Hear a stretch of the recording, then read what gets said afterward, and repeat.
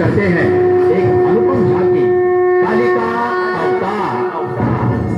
ये पौराणिक कथा है देवासुर संग्राम की।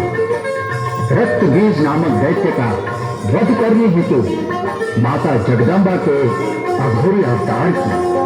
रक्त बीज नामक दैत्य ने अपने उग्र तप द्वारा ब्रह्मा जी को प्रसन्न कर लिया।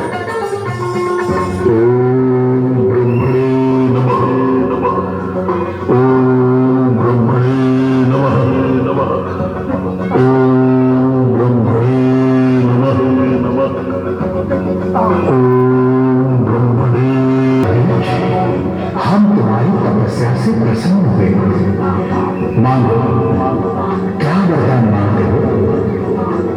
यदि आप मेरी तपस्या से प्रसन्न हैं ब्रह्मदेव, तो मुझे ये वरदान दीजिए कि कोई जीव जंतु या मनुष्य मुझे मार न पाए, तथा यदि मेरे रक्त की एक भी बूंद पृथ्वी पर गिरे तो उससे एक नया रक्त बीज जन्म ले।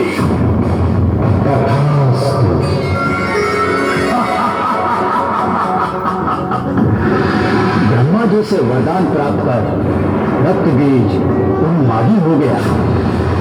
उसने स्वर्ग लोक पर आक्रमण कर अपनी मायावी शक्तियों द्वारा देवताओं को पराजित कर दिया।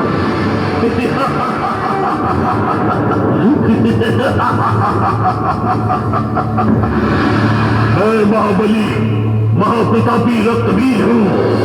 तीनों लोगों में है कोई ऐसा जो मुझसे युद्ध कर सके?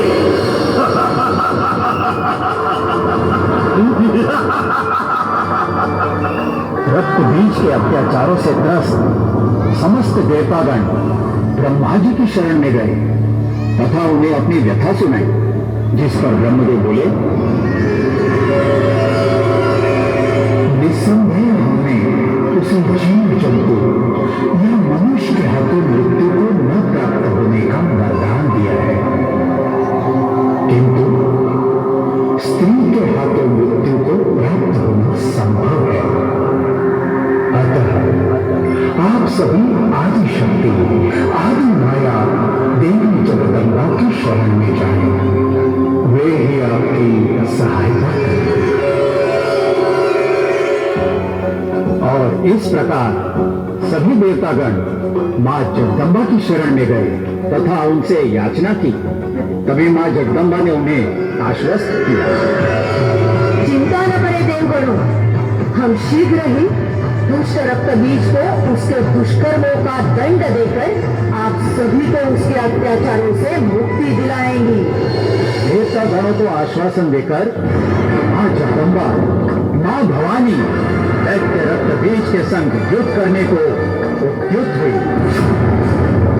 वे दुष्ट दुराचारी, तेरे पापों का घड़ा भर गया है, अतः हम तुझे तेरे पापों का दंड देने हेतु यहाँ अवतरित हुई है। आकर हमसे युद्ध कर।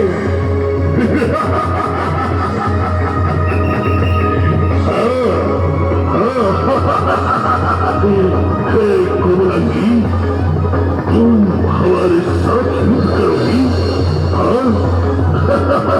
तुम हमारे साथ रक्त बीज के साथ, जिसकी गर्जना मात्र से ही तीनों लोग कांप उठते हैं। हमने देवराज इंद्र को परास्त कर सभी देवताओं को छुड़ने के लिए विवश कर दिया था। उस महाबली महाप्रतापी रक्त बीज के संग एक स्त्री, एक अबला नारी युद्ध करेगी।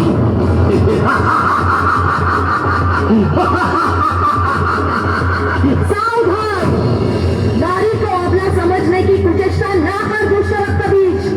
तू नारी शक्ति से अनभिज्ञ है, अतः हम तुझे आज नारी शक्ति से अवगत कराने हेतु ललकार रही है। आकर हमसे युद्ध कर। तो ठीक है, यदि तुम्हारी यही मंशा है तो हम उसे शीघ्र पूर्ण कर देते हैं। अपनी पराजय की तैयारी कर ले। सावधान! और इस प्रकार मायावी रक्त बीज तथा मां जगदम्बा के बीच शुरू हुआ महासंग्राम।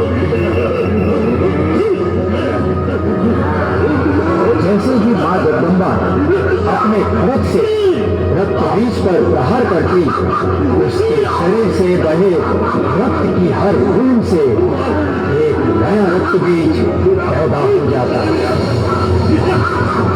जिससे मां जगदम्बा विचलित हो उठी। तभी घोर आकाशवाणी हुई,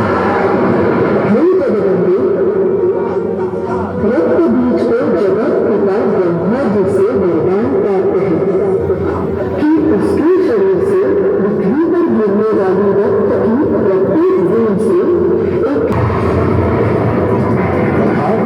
उन्हें ये आदेश दिया, हे कालिके, तुम रक्त बीज तथा अन्य असुरों का रक्तपान करो, किंतु ज्ञात रहे रक्त बीज के रक्त की एक बूंद भी पृथ्वी पर गिरने न पाए।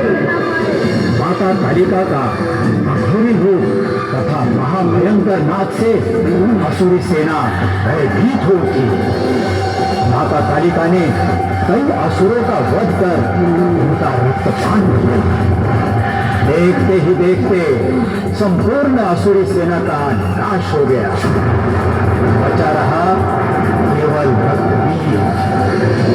मां जगदम्बा के संग युद्ध के दौरान रक्त बीज के शरीर से निकलने वाले रक्त का माता कालिका पान करने लगी। अंतकाल रक्त बीज सरीखे मायावी दानव का वध करने में माता जगदम्बा सफल हो गई, परंतु असुरों का रक्तपान करने से माता कालिका अघोरी तथा उन्मादी हो गई। रणभूमि पर पड़े असुरों के शवों पर वे तांडव करने लगे। जो कोई उनके मार्ग में आता उसका वे भक्षण करने लगे।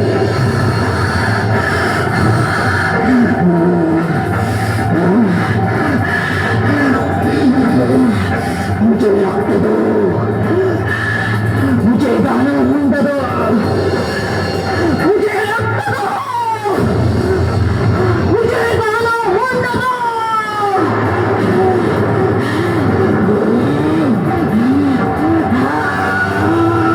माता कालिका के रौद्र रूप से देवतागण ऋषि मुनि भयभीत हो गए।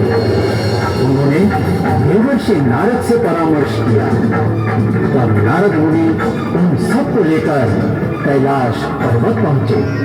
नारायण नारायण, हे देवों के देव महादेव, हे त्रिशूल पाणी, हे भूत भावन, समाधि से उठिए, उठिए प्रभु, समाधि से उठिए। क्या बात है देवर्षि, आप इतनी चिंतित क्यों हैं? देखिए ना प्रभु, माता जगदम्बा अघोरी रूप धरकर कालिका के रूप में असुरों का रक्तपान करके उन्मत्त हो गई है। वे रक्त मांग रही है, दानव मुंड मांग रही है। नारायण नारायण। निस्संदेह ये गंभीर तथा चिंता का विषय है देवर्षि। तो विलंब ना करे भोलेनाथ, इससे पूर्व कि उनकी विनाश लीला तीनों लोकों को ग्रसित करे, उन्हें रोकिए प्रभु, उन्हें रोकिए। नारायण नारायण। उनकी सृष्टि को अपनी पत्नी रूपी कालिका के प्रकोप से बचाने हेतु महादेव ने उद्देश्य से स्वयं को माता कालिका के पैरों तले डाल दिया। अपनी अघोरी शक्ति के मद में विनाशकारी तांडव नृत्य कर रही माता कालिका की दृष्टि जैसे ही अपने पैरों तले लेटे हुए अपने पति, अपने स्वामी देवाधिदेव महादेव पर पड़ी, तो मारे लज्जा के उन्होंने अपनी जीवा बाहर निकाली।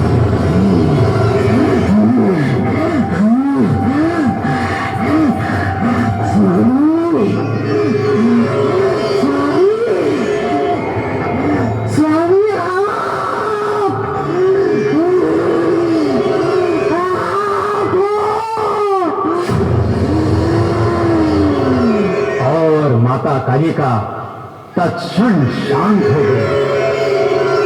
किंतु आज भी हमारे समाज में नारी गरिमा दांव पर लगी है। नारी शोषण, बलात्कार जैसी जघन्य घटनाएं